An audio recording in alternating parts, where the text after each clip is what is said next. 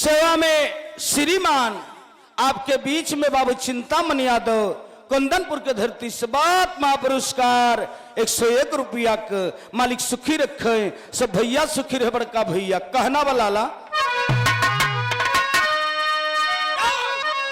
तो धन्य धन्य मेरे देश के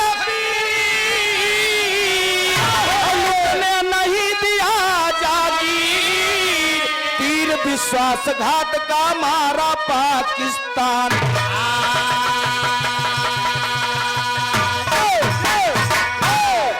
अरे सर को कटा दो न सर को झुकाओ कसर ना ही सरहद छुड़ा दो सर के न कस के कफन को बधाओ कसर ना ही सरहद मिटा सरकार सरताज के सर संभालो आए निशासर सराती हटा लो सरगम की सरताल सर के तूफानी सर नाम की शर्त बेसर मिटा दो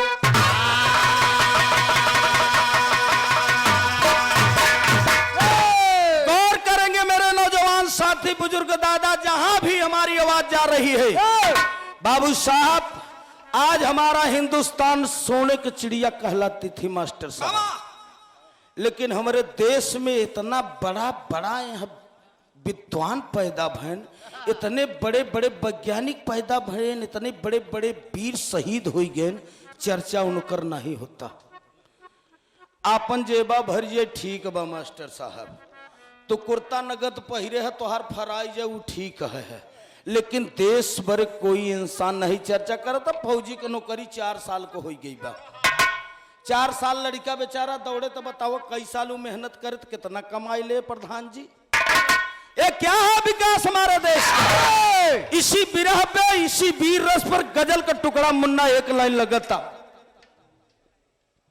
आप परम आदरणीय समाज के सम्मानित मोहम्मद तस्लीम भाई गौर शबात बा पुरस्कार 101 रुपया के सलाम अलैकुम भाई के नमस्ते प्रणाम बहा दास के कहनाम बहा और साहेब समय बहुत कम मिला बेहबरे की अगर कतो से कट पिटी जाए तो के आप चरणों में लगाए ले है बाबू राम कैलाश का जौन चुकी जात हो वही के मीठ कहते गजल का टुकड़ा लगा बिरहा में का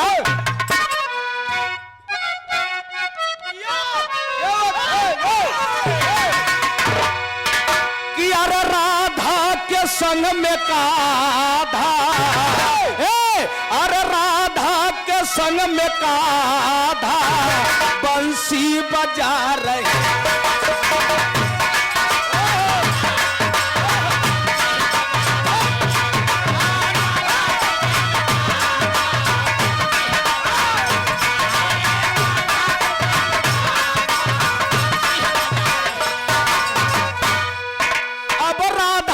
संग में काधा बंसी बजा रहे हैं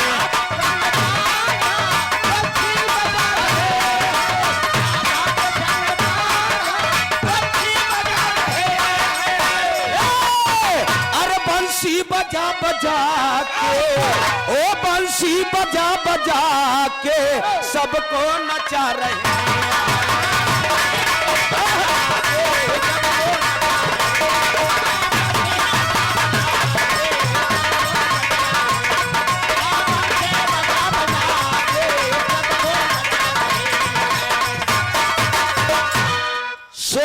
श्रीमान बाबू जिलेदार सिंह आपको और से 101 रुपया का पुरस्कार हुआ आप जी के चरणों में प्रणाम बा सब भैयन के नमस्कार बा दास के कहनाम बा पैसवा फेर तो दादा के पछवा खड़ा हन भाई साहब का यार पहलवान इतनी बड़ी ऐसा बा दोनों जने कच्छा रही है तो का करी दोनों जने बहुत चलाक हैं 2 साल लॉकडाउन लगवा रहा था पचे दूध बेच चालू कर दे रहे हाँ भाई जब दर्श भैंसी है का हुई आप परम आदरणीय समाज के सम्मानित बाबू रुद्र प्रताप सिंह आप दयालापुर के धरती से ऐतिहासिक धरती से 101 रुपया का पुरस्कार के आप जी के चरणों में प्रणाम बा पूरे सकल समाज भैयन के नमस्ते प्रणाम बा है ए पचे दुनव जने दूध चालू कर दे लल्लू भैया बेचब अब इलाहाबाद जाट टाउन में पहुंचे ने एक बड़े घरे के दुल्हनी के है ये दाढ़ी वाली इनकर घर कौड़िहार है। टोप में 2 लीटर दूध दई देहन। वो दुल्हनिया मुरिया नाई के दूध दाई ऐसे कहा गला भैया आजकल दूध बड़ा पतला दे रहे हो। ये कहा हाँ बहू जी भैंस पानी बहुत तेज पियता है इसीलिए दूध पतला है। अपना पट्ठा झूठ बोलबे के भैंसियों के झूठ बने दरियाम ना है तो पतला ऐसा ऐसा पहलवान है भाई साहब। लेकिन गीत में भाव बहलाला कहना हुआ का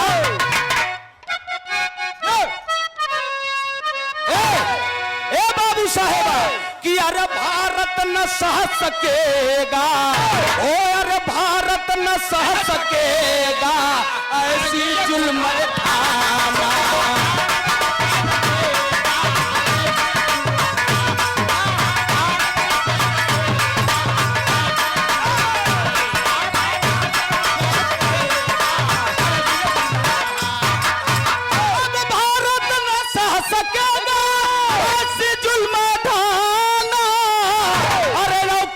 क्या है तेरी ओ यारे औकात क्या है तेरी ओ की दड़ रंग जमा।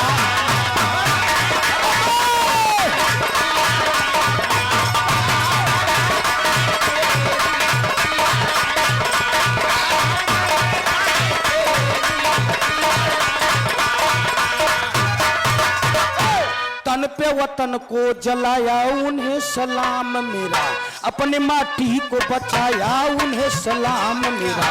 हिंद के सैनिकों का कोई ना जवाब यहाँ, फौज के सैनिकों का रहता है रिया।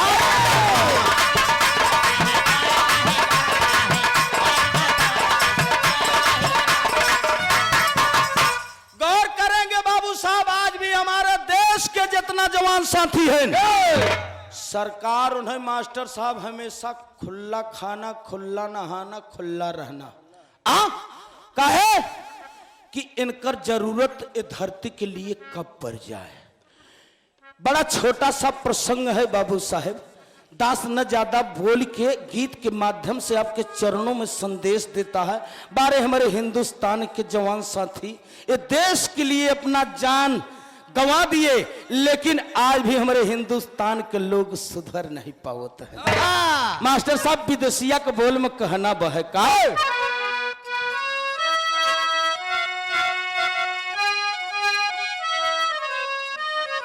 कि लखनऊ सहरिया में नगरिया हो गोपी चंद रहले बाबू इकट्ठे जावाना।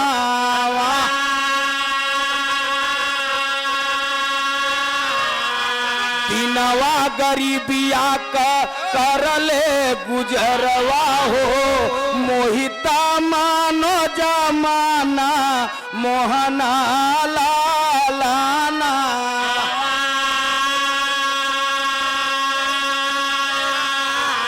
बेटी रहलिन प्रतिमा नकार राजल सगाइया हो रहले मानो जा सबसे बड़ा काला लाना।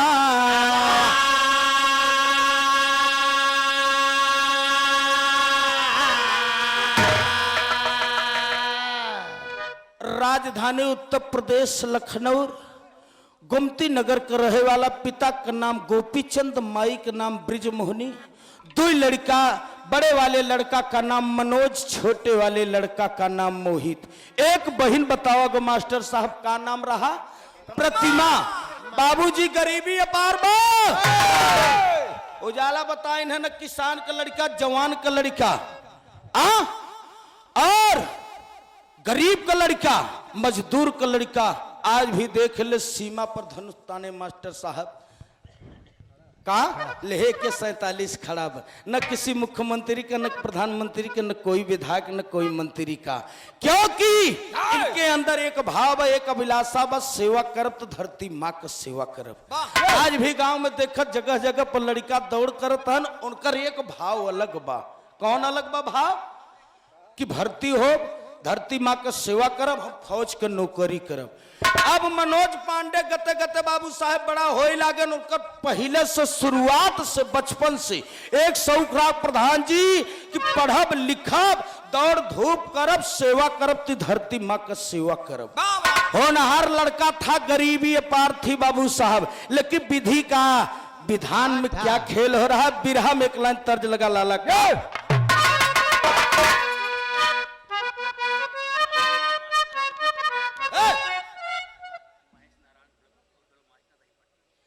हम जल्दी आए वाले में गवैया नहीं है, जैसे 99 ठी भेड़ी उसे विधिराम गड़ेरिया। हाँ वही बता देता ही है, जल्दी आ जाए तो हमारा गाना खराब हो जाए। सेवा में श्रीमान महेश नारायण मास्टर साहब, ढोलक मास्टर, आप रहीम पट्टी से, आपको ओर से 21 रुपया का महापुरस्कार हुआ। मास्टर साहब के चरणों में प्रणाम, सब भैयन के नमस्कार व दिन दूना रात चौगुना अपने वादक से प्रगट करे, यही अरदास बा। आप परम आदरणीय सेवा में श्रीमान होली मिलन बिरहा समिति बंदी पट्टी अध्यक्ष आप बाबू भोलानाथ यादव जी की ओर से 101 रुपया का पुरस्कार हुआ। भैया के नमस्ते प्रणाम, बहुत दास के कहनाम बक गीत में तर्ज लगा जाओ।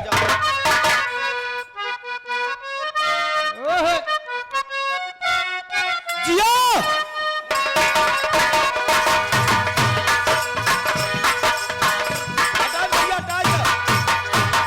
बड़ी पुरान तर्जमा है, लेकिन मास्टर साहब एक भाव आज भी बा है का कि दिल देता है रो रो दुआई, किसी से कोई प्यार न करे।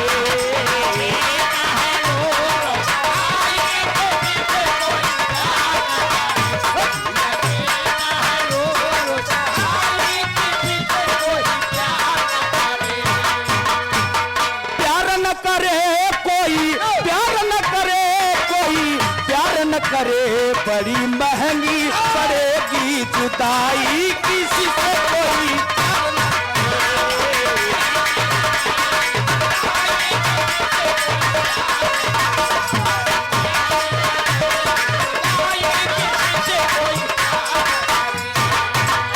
लेकिन बाबू साहब गौर कर ही सुने वाले दोस्त, बिरहा में भाव है। बारे हमारे देश के जवान जहां भी रहे उनको सच्चे दिल से श्रद्धांजलि व कलाकार के माध्यम से कि धीरे धीरे धीरे धीरे मनोज होई जाई, पढ़ाई बिच लगल मनवा।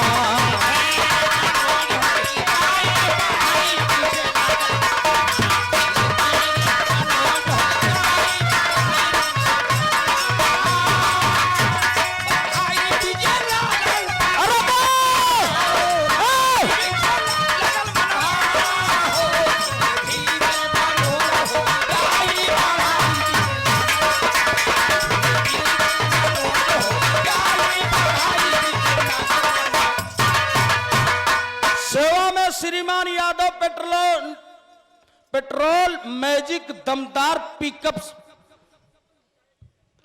साथ, जिस भाई के भाड़ा चाहिए संपर्क करें। मोबाइल नंबर 9564369964, ग्राम देवदहना के धरती से। भाई की ओर से बहुत तेज मैं पुरस्कार हुआ, बहुत तेज गाड़ी चलावत, बहुत बढ़िया पिकअप चलाते, लेकिन ऐसा जिन चलाए धक सावधानी हटी जाए तो दुर्घटना घटी जाए। हाँ प्यार से कुल काम करे। जब भैया के नमस्ते प्रणाम दास के करा में 21 रुपया का पुरस्कार के भैया आया में भावा बाबू जी का। अरे बुद्धि का तेज बेटा, प्रधान जी ध्यान दे ही, अरे बुद्धि का तेज बेटा कर में हम दिया।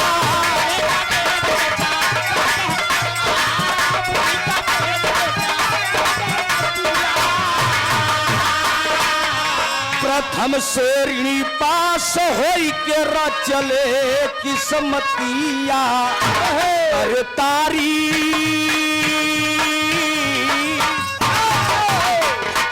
करे तारीफ लोगवा लुगाई, पढ़ाई बिच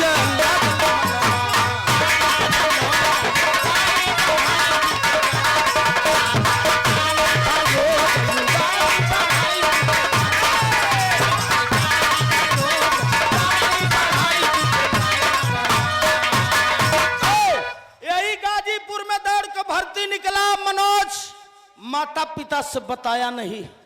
मास्टर साहब बिना माता पिता के बताए चोरी से गया वो लड़का, दौड़ निकाल लिया। फिजिकल का उसका जब आया नंबर वो भी निकाल लिया। ट्रेनिंग चलने लगा कहाँ? जबलपुर में। 9 महीना ट्रेनिंग दिया वो मनोज। और माता पिता जब जान गए कि बेटवा ये बताओ तोहार पिताजी इतना गरीब मिस्त्री का काम करत हन, तू कहत है हम माई देश के सेवा करब।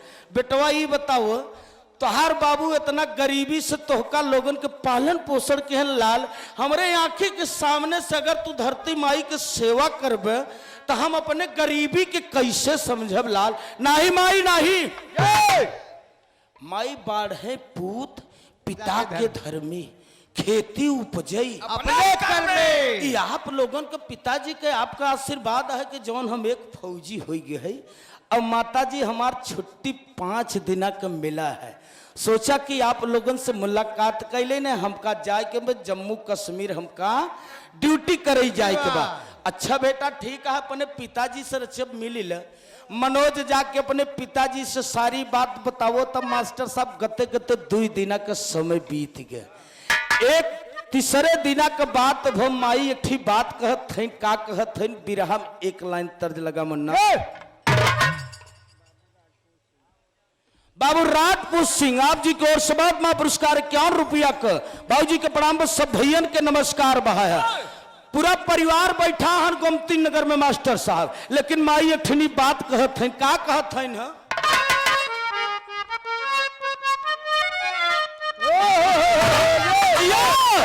कि अरे राधा जी के कैसा हम थोड़ा बनारसियों पकड़ ले थे। हाँ अवधि तो अवधि बनारसियों पकड़ ले थे। कहीं बार जहाँ हमार घर है एकदम हम बटरई पहई है जान ले। हाँ और जो जैसन मिलत वैसे हम गाय के निकरू जाए। हाँ कहे अरे राधा जी के कुंवरा कन्हैया बोलावेला बसुरिया बजाए।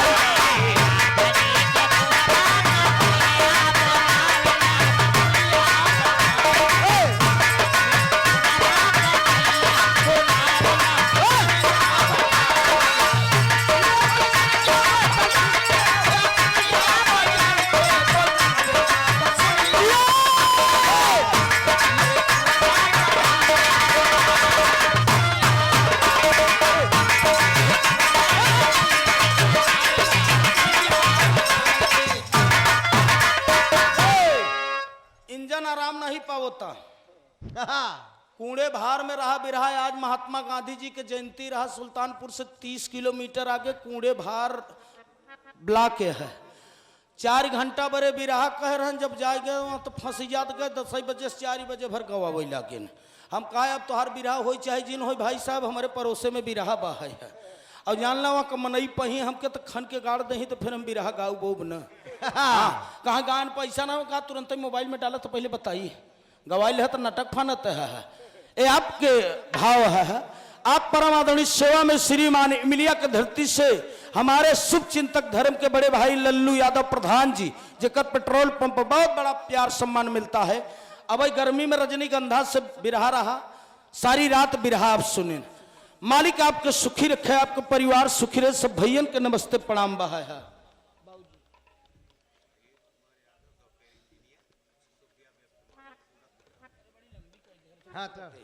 बाबू सुधीर कुमार यादव सॉफ्टवेयर इंजीनियर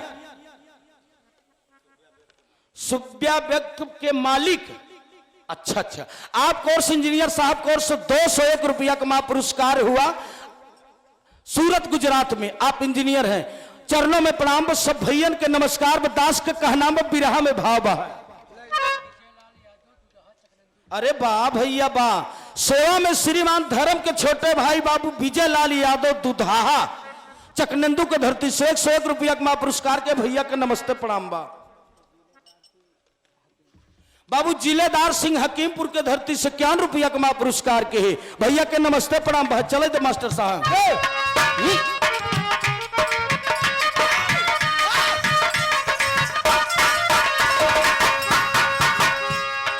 क्या कहा था मनोज कहा था माई बाबू बैठा हन बगल में छोटका भाई मोहित बैठा है और जो छोटकी बहिनिया रही है प्रतिमा कर बियाह हो गया और अपने ससुराल बा। माई का तो बेटवा तू हमार सबसे बड़ा लड़का है, तू नौकरी करबा लाल गृहस्थी इतना तोहर नाजुक तोहर छोटा भाई मोहित बहुत छोटवार है देखे समाज के पिताजी काम करे ही कि गांव देश समाज देखे। माई एक बात सुन ले, इस संसार में माई सेवा इंसान के सबसे बड़ी भक्ति है। जो करे घरे नौकरी नहीं भाई माई उससे पूछ कजनी कितना रुपया लेके टहरत हन, लेकिन माई तो आपके कृपा से पिताजी के कृपा से कहता है मनोज कह जम्मू जा के करबई नौकरिया करब रखवैया।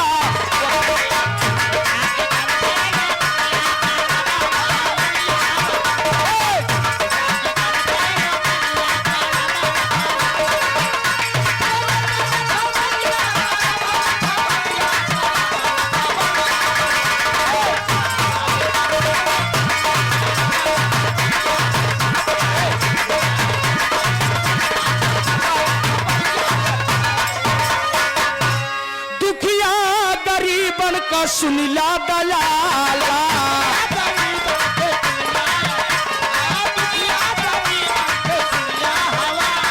माई कहा था गौर करी आप लोग की बेटवा जाता नौकरी करे, लेकिन एक बात ध्यान ले लाला दुखिया गरीबन का सुनिला दयाला अब दसवा का नाम रख बेटा तू नीली वाला।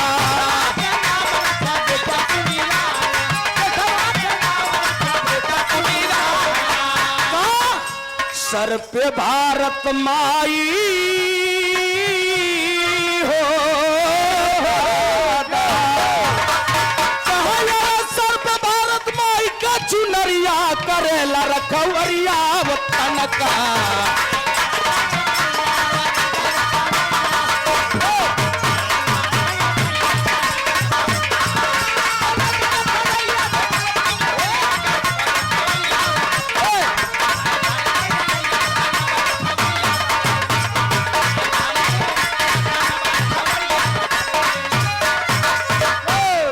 बाबू हरिश्चंद यादव आपको कर कमलों द्वारा 51 रुपया का पुरस्कार सराय पीथा से। हाँ अच्छा सराय बक्सा सॉरी गुस्सा जिन ऐसे ही आज एक जन इनाम दे लागे सुल्तानपुर में कहा हमें चिन्ह था कि नाम का भाई तो है नहीं चिन्ह था कहा जब पैसवा ले था चिन्ह था कि नहीं चिन्हते हम कहा भाई पैसवा ले जाए ऐसा जिन लजवाओ। अब मेला ठेला में तू हूँ मिले हम हूँ मिला धक्का तू मारे धक्का हम मारा तो कहाँ मुलाकात होता है। इतने आपको सेवा करते ही है। आप हरिश्चंद बाबू को से बात महापुरस्कार सराय बक्स की धरती से 51 रुपया का महापुरस्कार के बाबू जी के पढ़ाओ भैया हो इतनी बात कह के मनोज अपने माता पिता से कहा माई रचो चिंता जिन कर जात ही जा ट्रेनिंग हो गया बस ज्वाइंट करे नौकरी जात है महतारी छुट्टी हो तो फिर आओ, लेकिन सेवा करे चाहे माई महतारी है बड़ा दर्द होता मास्टर साहब इसलिए कि नरम भी होती न और बड़ा इनकर ममता भाव में होता है। बेटवा जाता है हाँ माई अब कब जाब कहा माई 4 बजे पंजाब मेल से हमारे 6 साथी का ग्रुप बनाया गया है, हम लोग उसी पंजाब मेल 4 बार लखनऊ से जाब। इतने में गोपी चंद महतारी ब्रिजमोहनी गोपी चंद दादा कहा बेटवा जात है अपने बहनिया का प्रतिमा का हाल चाल है पता नहीं जात है कब छुट्टी पौब कब न पौब। अरे बिरहा बिरहा में भाव लगा मास्टर साहब इतनी बात सुन के भाव लगत गीत में का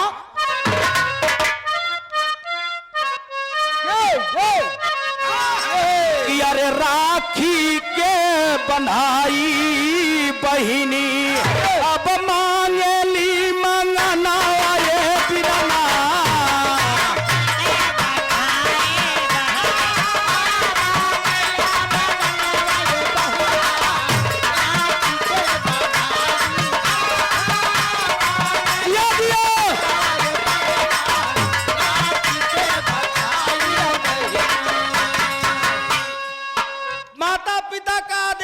अनुसार से काम कर रहे हैं। मनोज चल दिए कहा बहन के पास। दीदी नमस्ते खुश रहा भाई मालिक तो है सुखी रखे हमारे माई बाबू का आयु और बढ़ी गवा कम से कम माता पिता का आशीर्वाद से हमारे खानदान हमारे परिवार में एक नौकरी हो गया। हाँ दीदी आप लोगों के कृपा से कब जाबा? कहा दीदी बस 4 बजे जाए बस 4 बार लखनऊ से ट्रेन पकड़े के बा है पंजाब मेल। अच्छा आया कहा हाल चाल कब अब? कहा दीदी जाब तो अपने मन कब लेकिन आऊ तो सरकार के मन कब नहीं, जब छुट्टी हो तब आऊ। अब बहिनिया पानी ओनी पियास मास्टर साहब जलपान उलपान कराने लगी। कराने के बाद भैया कुछ विदाई दे लाग कि दीदी मनोज दीदी एक रखा जात है छुट्टी होए तो आओ। फिर बहनिया कहा अरे रक्षाबंधन के त्योहार में मुलाकात तो हुए कि न? कहा दीदी ई तो वादा न रखब। तब बहनिया कहता है सेवा में श्रीमान आपके बीच में जीत नारायण यादव ऑपरेटर साहेब आप नौलखा का बखरी से बहुत महापुरस्कार 51 रुपया का हमारे गुरु भाई हैं। मालिक सुखी रखे सतगुरु माता हमेशा परिवार खुशहाल रखे। आप परम आदरणीय सेवा में श्रीमान बाबू लाल बहादुर स्वतंत्र आप कलना होली मिलन समारोह बिरहा समित बंदीपट्टी के धरती से नेता सुभाष चंद्र बोस के 23 जनवरी का हमेशा प्रोग्राम रखत थे और दास के जगदीशपुर स्कूल में जरूर बुलाते हैं स्वतंत्र जी। आपको 51 रुपया का पुरस्कार हुआ। स्वतंत्र जी का नमस्ते प्रणाम। आप परम आदरणीय समाज के सम्मानित धर्म के हमारे बड़का भैया बाबू लाल बहादुर जो कि विदेश में रहते हैं, इसलिए यह समय स्वास्थ्य मास्टर साहब कुछ गड़बड़ चलता। कई महीना से आप घर पर हैं, हमारे गुरु भाई हैं, कलाकार भी हैं। आपको ओर से दोबारा महापुरस्कार 51 रुपया का चरणों में प्रणाम। सब भैयन का नमस्कार बका।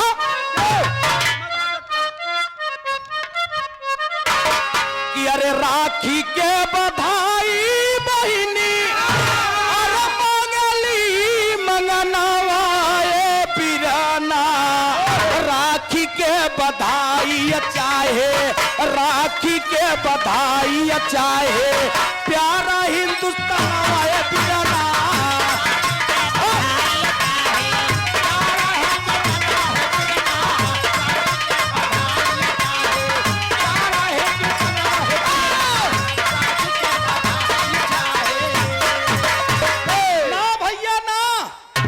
हमका तोहर पैसा न चाहे, हमका तोहर धन दौलत न चाहे भैया।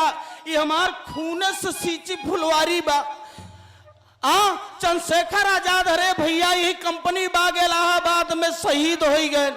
5 गोली दुश्मन के मारे ने 1 गोली बची रही। सोचन चंद्रशेखर जी अगर दुश्मन का हाथे मारा जाए तो कितना कलथाई के ससुर के मारे। ऐसे अच्छा अपन पिस्तौल अपने शरीर पर स्वयं मार ले। भगत सिंह हरे शहीद हो गए। सुभाष चंद्र नेताजी हरे घेराए गए, अब तक पता नहीं चला। राष्ट्रपिता महात्मा गांधी ने पूरे जवानों के लेके एक टोली बनाए, दुनिया छोड़ के चले गए। भैया हमके पैसा न चाहे। मनोज कहता अच्छा पगली बतिया का ही रोवत है का भैया खुशी के मारा रोवत है। एक बात बा भैया हमार सुन लगा।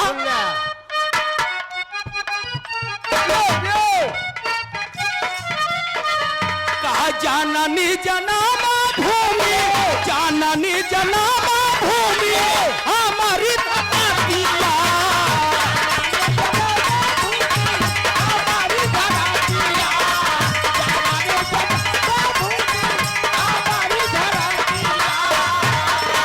जननी जनामा भूमि अरे हमारी धरतिया।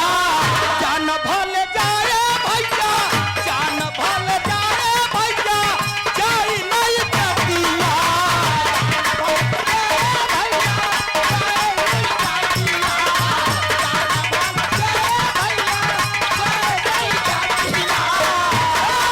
अरे भैया जाऊ बोलऊ हमके भैया जाऊ बोलऊ हमके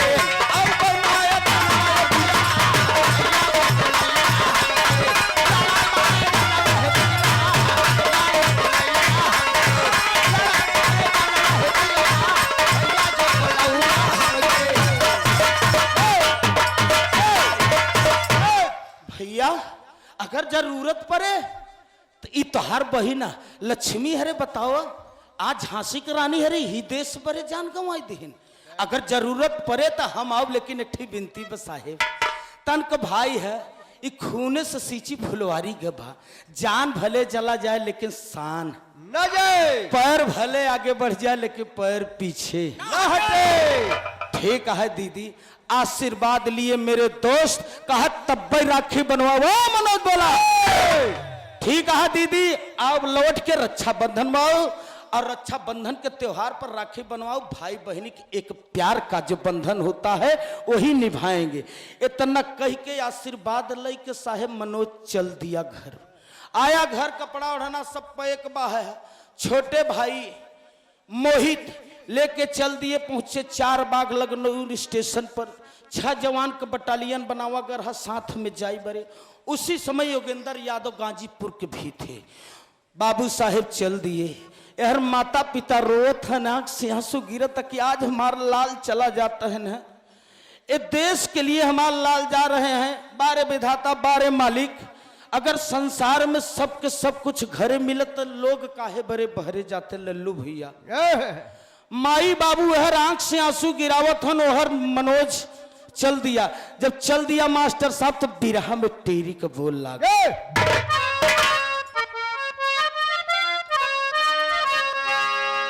सेवा में श्रीमान गिरजा शंकर यादव उपाध्यक्ष, होली मिलन समारोह बिरहा समिति बंदी पट्टी के धरती से बाबू को ओर से बात महापुरस्कार 51 रुपया का भैया के नमस्ते प्रणाम भाई। हमरे साड़ा के धरती से भोर मामा को ओर से बात महापुरस्कार 51 रुपया का चरणों में प्रणाम। सब भैयन के नमस्कार बा। का बोल बा है हाय कुर्बानी भारत माता के लिए, रामा रामा रामा रामा यार मोर रामा, कुर्बानी भारत माता के लिए।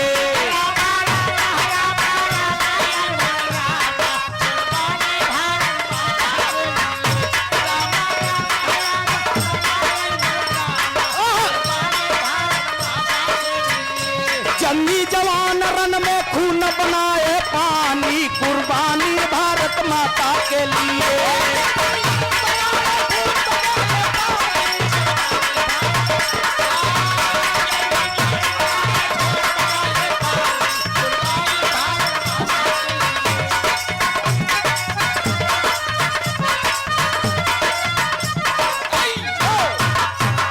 चल दिया साहब। और जब पहुंच गए अपने ऑफिस में, हेड ऑफिस में पहुंचे अपने सर को, सर जय हिंद जय हिंद। अच्छा आप लोग क्या नाम? कहा मनोज। आपका नाम? योगेंद्र। आपका नाम? देशराज। आपका नाम क्या है? महेश। आपका नाम क्या है? रमेश। ठीक है, आप लोगों को यही कश्मीर के श्रीनगर पर पहाड़ी जो है आप लोगों को रक्षा करना है। एक एक पाकिस्तान को देखना किधर से आ रहे हैं घुसपैठी और किधर जा रहे हैं। ठीक है सर। गाड़ी बाबूजी चल दिया, 11 जवान का बटालियन वहां बना हुआ गया। चल दिए साथियों के साथ। अब 9 जवान चारों तरफ से घेरा लगा के देखत है ना, और जौन 2 जवान रहन मास्टर साहब, योगेंद्र यादव और मनोज, दोनों को 18 फीट के ऊपर चढ़ाई दिया गया। क्यों? कि आप लोग थोड़ा होशियार हैं। उत्तर और दक्षिण के दिशा देखने वाले हैं योगेंद्र यादव, और पूर्व और पश्चिम का दिशा देखने वाले मनोज। चोटी पर चढ़ गए हैं, देख रहे हैं, लेकिन गीत में भाव है, कहना बहका।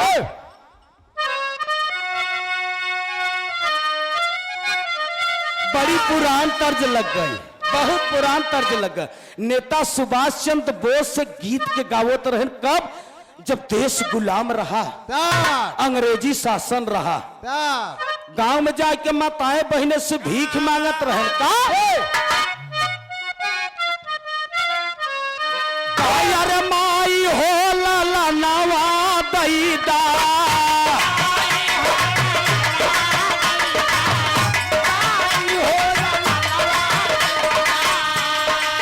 बहिनी हो पीरा नवा दैदा,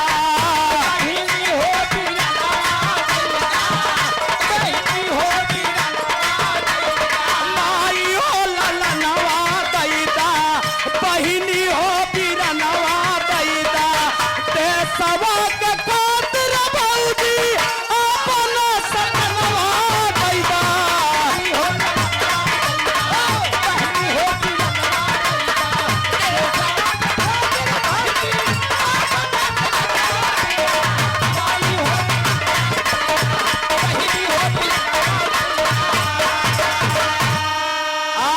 सेवा में श्रीमान शिवम साहू आप सुपुत्र, राजपत गुप्ता आप बाबूजी, दिल्ली पुलिस दरोगा जी, आपको और शबात मां पुरस्कार 201 रुपया के चरणों में प्रणाम। बस सब भैयन के नमस्कार बा।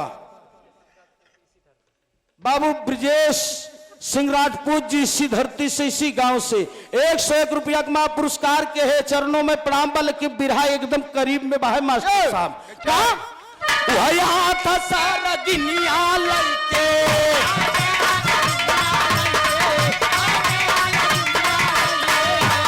था सारा दुनिया लइके, गोली और फुकनिया लइके, 11 वीर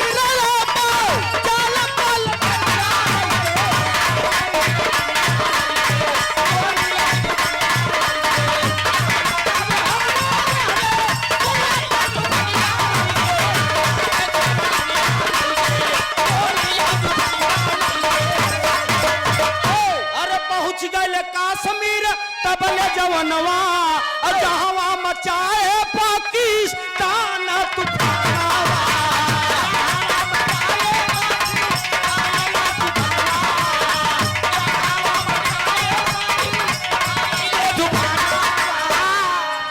एक जवान रोज शहीद होते हैं, एक एक जवान को रोज मूड़ी काटी जाता है, लेकिन हमारे देश के जवान कम नहीं होते हैं कि बिल्कुल नहीं, पीछा नहीं छोड़ेंगे, हम लड़ेंगे एकदम दम तक आपसे।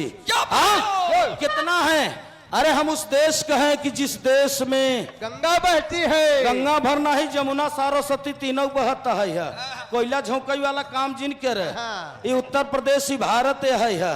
हाँ, यहाँ सौठनी आतंकवादी जब मरत हो वहां न तो यहाँ एक वीर पैदा होती उधरती है। बाबू साहेब हो आप, जवानों की टोली बन गए, 9 जवान रक्षा करत हैं, 2 जवान ऊपर हिम चोटी के ऊपर मां साहिब देखत है। लेकिन बारे मालिक उसी समय के एक घटना घट जाता, आल्हा में कभी ने भाव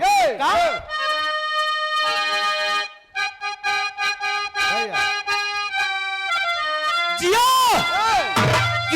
जो सजागल जंगीरन में खूनवा बहवले भैया,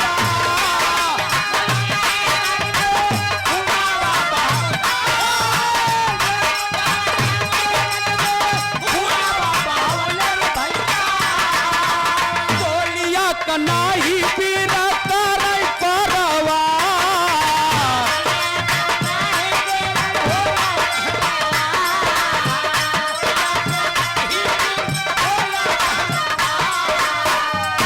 वह गोलियां चला के मारे से बेईमानवा दादा,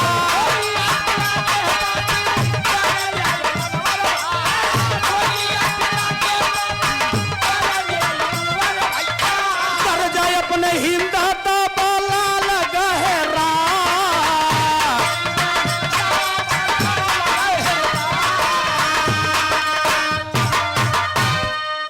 बाबूजी योगेंद्र यादव मनोज दोनों का वही ड्यूटी चल रहा है। हिम चोटी के ऊपर 18 फीट के ऊपर एक घुस बैठी दहिने कैती से मास्टर साहब ले AK-47, जब पीछे के कैती से गोली चलावे लागे दहिने कैते योगेंद्र यादव गिर गए, 4 गोली लगी गिर गए ना। तब तक मनोज सोचे कि पकड़ी ले भैया के, पकड़े बड़े कोशिश के बेचारा ना ही पकड़ पास, नीचे गिरत 18 फीट के हिम चोटी से ऊपर से।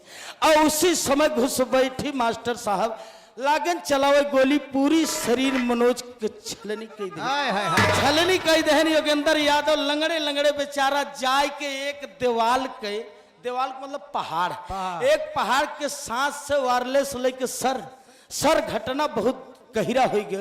और हमको तो लग रहा है मनोज दुनिया से चला गया। कर्नल साहब सुने और उनके बड़े अधिकारी सुने, तुरंत गाड़ी लेके आए। अब गाड़ी लेके आने के बाद कम से कम 25 जवान लेके आए, घुस बैठी नहीं है। अब योगेंद्र यादव के साथ में मनोज के जब बाबूजी उठा के गाड़ी में लादत हैं तो मनोज कहा ए साहेब अब कत्तो जिल नहीं चला साहब, समय खत्म हो गया, वक्त खत्म हो गया, लेकिन साहब हमारे माई और बाबू से संदेश दे दे साहब। हमार माई और बाबू हमके साहेब आवई नहीं देते रहन, हमें नौकरी नहीं करे देते रहन, लेकिन साहब हमारे के दिल का भिलासा रहा कि सेवा हम करब तो ई धरती माई के सेवा करब। इतनी बात कह के लाल अपन प्राण त्याग दिया। बाबू साहब प्राण त्याग दिए, ले गए कहा मास्टर साहब? छावनी में। छावनी में ले गए अधिकारी और एक ताबूत में बंद किए। बंद करने के बाद घरे संदेश दिया जा रहा है कि आपका लाल मनोज जवान आतंकवादी के साथ में शहीद हो गए। माई पकड़ के दवलिया रोए के ठनी बात कहता है। मार साहब का कहता है? कब है? कहा यार मनोज के कारण बात सरनाम बीरवा प्रीणी दे तोरा कर गुणगान बीरवा।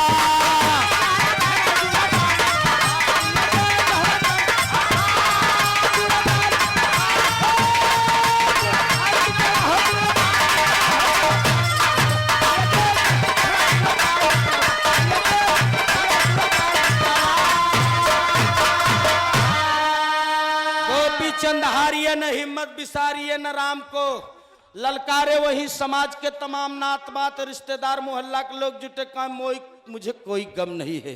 मेरा बेटा शराब पी के नाले में नहीं गिरा है। मेरा बेटा एक धरती माँ के लिए शहीद हुआ है। हमारा ये बेटा अगर ये मोहित बड़ा होगा तो इसको मैं जवान बनाऊंगा और धरती माँ का सेवा करेगा।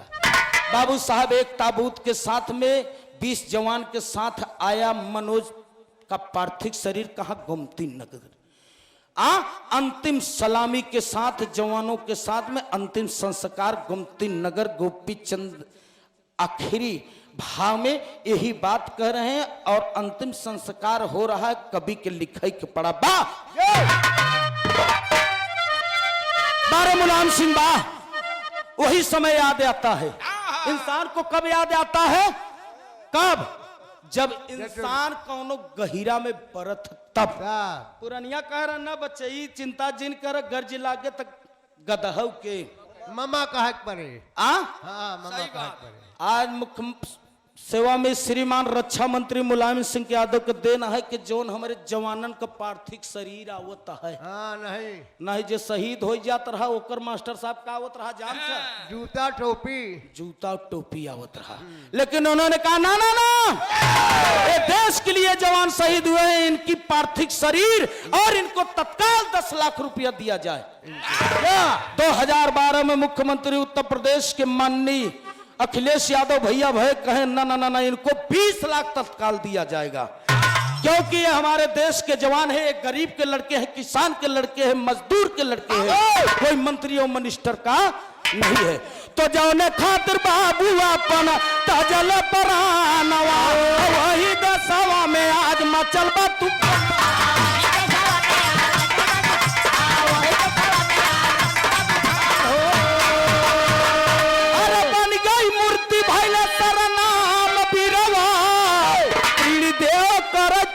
गुणगान बिरवा। सुनने वाले दोस्त बड़का भैया, ये थे हमारे देश के जवान, ये थे हमारे देश के सपूत। आज मैं इनको सच्चे दिल से नमन करता हूं। जहां भी रहे धरती माँ इन्हें हमेशा जौने भी श्वास में, जौने भी आस में, जौने भी जीव में, जौने भी भाव में रहे, इन्हें सच्ची श्रद्धांजलि हमारे और आपके तरफ से है। आखिरी लाइन में कहना बा लिखत राम सुमेर तूफानी।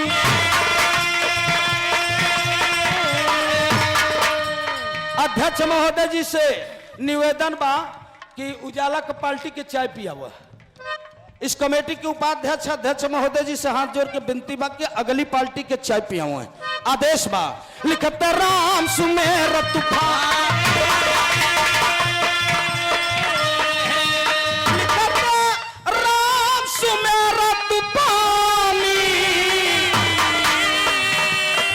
की भर गया थमें रामा रामा राम राम काम प्रेम चंदा पंचम शीत झुकाई।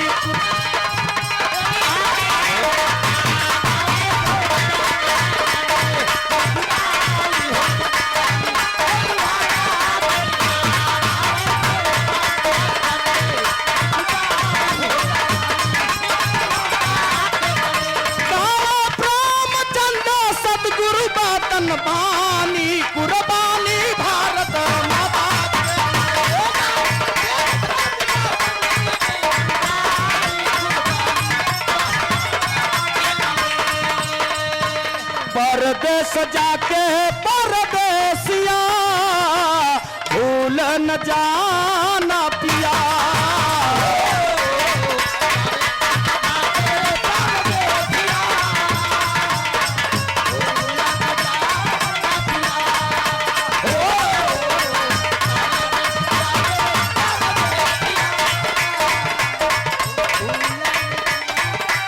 मेरे देश की धरती सोना उगले उगले हीरे मोती, मेरे देश की